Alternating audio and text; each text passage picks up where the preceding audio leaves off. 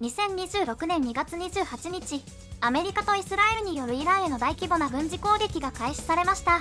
当初は短期間での終結が見込まれていましたが、イランの反撃により、当初の計画より長期化する可能性が出てきています。特に、事実上ホルムズ海峡が閉鎖となり、石油及びその他の流通が止まり、世界経済に大きな影響を及ぼしています。今回の動画ではアメリカ・イラン戦争に焦点を当てて、アメリカ人のイラン戦争に対する考えを見ていきます。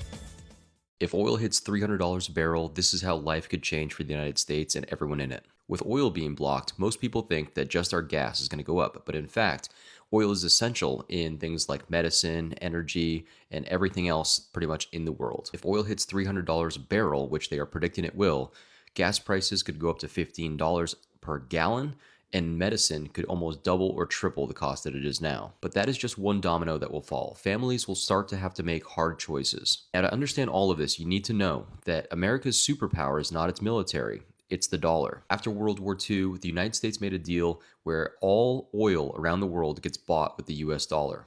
This is what is called the petrodollar. Every country that needs oil needs to buy it in dollars, and this is what keeps the United States on top. Now, with the recent conflict, they are blocking oil on purpose. They want to essentially topple our economy. Now, Iran is not the only country that wants to topple the US dollar. There's plenty of other countries that do as well. These are called the BRICS countries, and they have unified, and they want a gold-backed standard instead of a US dollar standard. Most people don't know that the US dollar standard has only been around since the late 1940s. Every single currency throughout the history of time has always been turned over or toppled. Every single one. Now, while you have all this going on, Wall Street is also sitting on a time bomb. The stock market is being propped up by the AI bubble. These are not AI profits, it's just all hype. If the AI bubble pops, it is bad news for most people. Most retirement accounts will basically go to almost zero, and the US will be in a very, very bad situation. Now, this is where Ray Dalio comes in. If you don't know Ray Dalio, he was a very successful investor, but he also wrote a book called The Changing of the World Order. What he talks about is that every 75 to 100 years, there's a changing in the world power.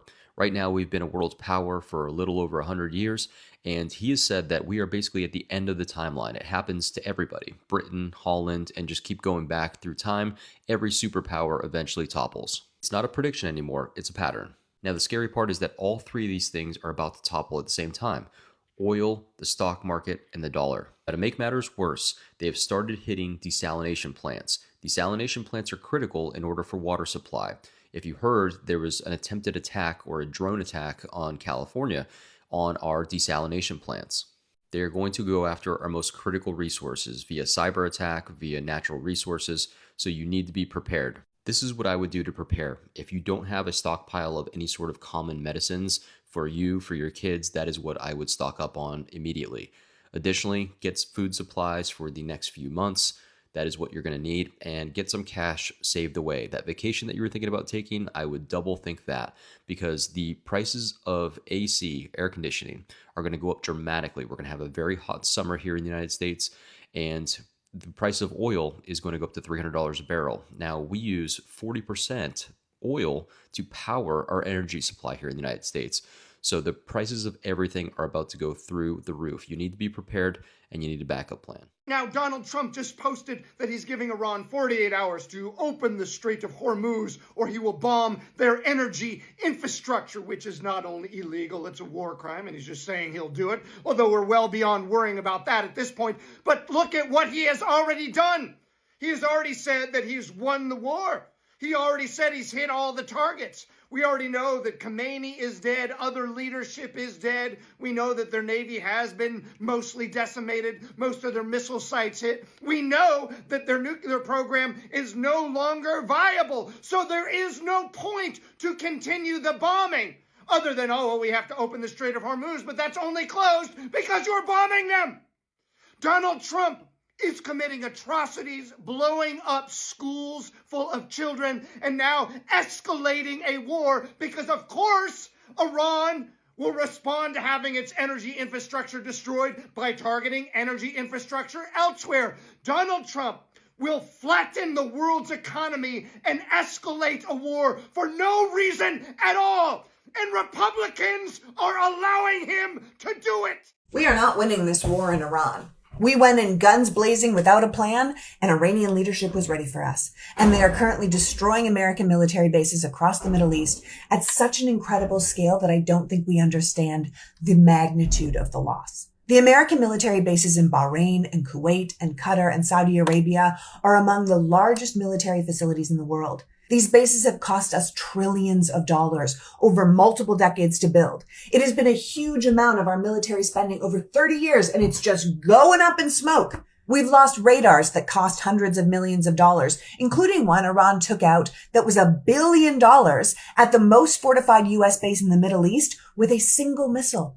A radar that was the backbone of all of our missile defense systems in the Gulf. It's really bad. I'm not sure our military has ever suffered this kind of destruction, but we've also never had such unprepared, unserious, piss-poor leadership before either. The new statistic is this war is costing us $1 billion a day. That's about $42 million an hour, $11,000 a second. And while this administration is telling us we are kicking ass and they're putting out their high-end America fuck yeah propaganda, in the background, they are summoning defense firms to the White House for emergency meetings and asking for more money for the Department of War. After getting an extra $120 billion a year from the big beautiful bill, these people are already asking for another $50 billion. Our military budget is already $1 trillion a year. Where is this money going? Right down the toilet. That's where. Did you vote for this? Do you want this? Or do you maybe want a living wage and healthcare and to be able to afford a home in a safe and secure nation? We're not winning. The US and Israel have powerful bombs that can blow up buildings. But as we know now, most of Iran's military infrastructure and weapons are deep underground where we can't get at them. And it appears that Russia and China are sitting on the sidelines just feeding top-tier satellite intelligence directly to the Iranian government and just tracking our every move. We've started something we have no chance of finishing. We don't have an unlimited supply or an infinite arsenal. We don't even seem to have a goal. The question is, how long do we do this? We're a week in. How much of our resources are we going to spend? And do we plan to add our children's lives to the mix? When asked if we could expect violence on our own shores from this, Trump was like, well, maybe. I mean, it's war. That happens.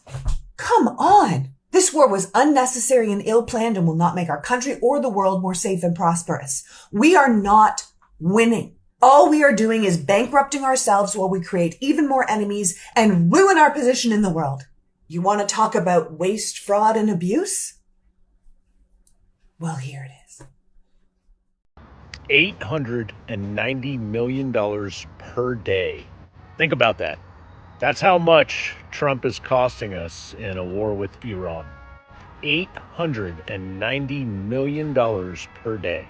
What do you think our country could do with that money in just 30 days?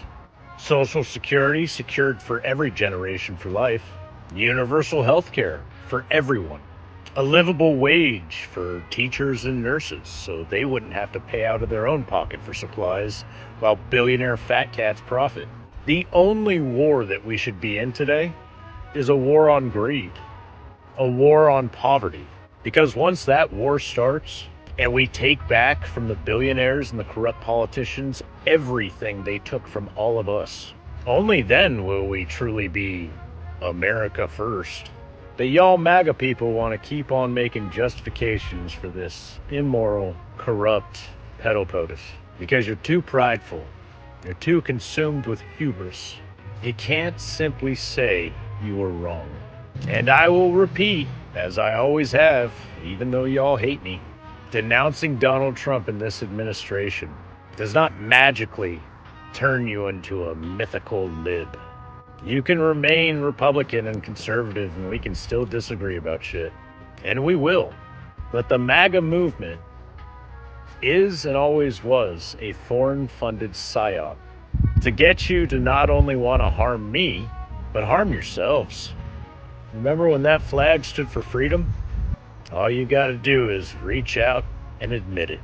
Hey, I want to clear something up real quick. America is not at war with the Iranian people. It's an important distinction. This conflict in the Middle East is against the regime that has been oppressing Iranians and killing Americans for decades. Look, I want to be real with you. For most of my life, American soldiers have been in the Middle East, fighting in Iraq and Afghanistan in a war that at best was hard to understand why we went, and certainly hard to ascertain what we accomplished. But I don't believe that's what's happening right now in Iran. The focus here is the IRGC, or the Islamic Revolutionary Guard Corps. To understand them, they are not just part of Iran's military, they're the radical terrorist regime that has occupied Iran for nearly 50 years, who fund militant groups across the Middle East and the world, and constantly attempt to develop ballistic and nuclear weapons to, in their own words, create death to America.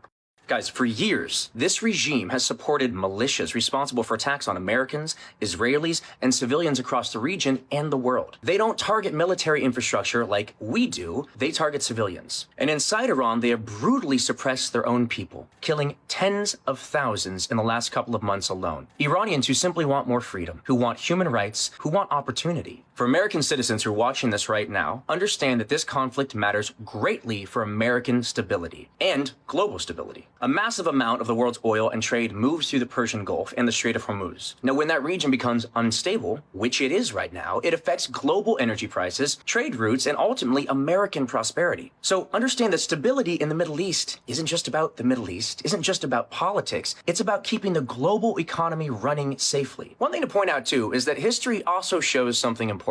When leaders of terrorist organizations are removed, the world often becomes safer. Americans celebrated, rightfully so, when Osama bin Laden was eliminated. We celebrated when ISIS leader Abu al-Baghdadi was taken out. And we should be celebrating the recent elimination of Ali Khamenei just the same. These moments were not about revenge. They were about removing people who organize and export violence on Americans and on the free world. We have some important Iran news right now. The United States will launch its biggest attacks on Iran to date today, according to Pete Hegseth, all while a top Iranian official is issuing a threat on Donald Trump's life. Ali Larijani says this afternoon, or rather this morning, quote, "The Iranian people are not afraid of your threats. Be careful or you will be the one who is eliminated," threatening Donald Trump's life again, as Pete Hegseth today came out in his press conference and said that today will be the most intense strikes on Iran to date. Now, in addition, the United States is having some buyer's remorse today. Why? Because Ukraine, according to Axios, offered in August of last year to sell its technology regarding drones to the United States. Even made a PowerPoint for the United States on how they can down Iranian drones. How does Ukraine know this? Well, Ukraine's been dealing with it since Russia has been using Iranian drones. The United States said no then. Now the United States is asking for that help now from Ukraine, out of all places. Spread the word. Follow along, stay up to date on all the news you need to know about. More to come soon. New reports show that just 5 minutes before Donald Trump made his announcement about Iran today, massive trades hit the stock market. I don't think this is a coincidence. These large-scale trades hit the market at 6:59 a.m., precisely 5 minutes before Trump's 7:04 a.m. post on Truth Social. Following that announcement, the S&P 500 surged 240 points within 6 minutes, adding an estimated $2 trillion in market capitalization. In one move, $1.5 billion in S&P 500 futures was bought, while $192 million in oil futures was sold. These orders were 4 to 6 times larger than anything else at the time. Keep in mind, there was no public information this announcement was coming. No leaks, no press, nothing. The only people who knew were in the room with Trump when the decision was made. That means somebody in the room picked up a phone and within minutes made more money than most Americans will ever earn in 1,000 lifetimes in a single trade. They're profiting off of insider knowledge about a war that's cost us $4 a gallon gas and $16 billion in tax dollars.